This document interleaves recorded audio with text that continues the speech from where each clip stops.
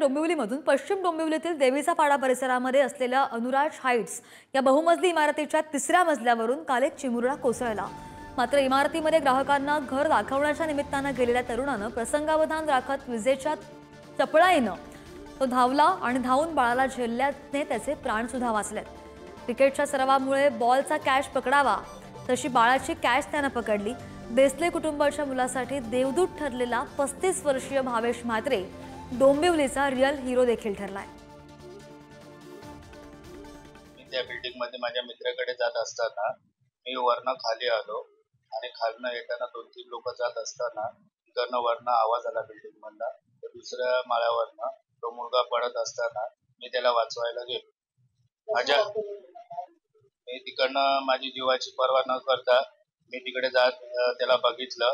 मी समोरच्या माणसाला धक्का मारला, माझ्या हातावर पडला, हातावरनं माझ्या पायावर पडून तो खाली।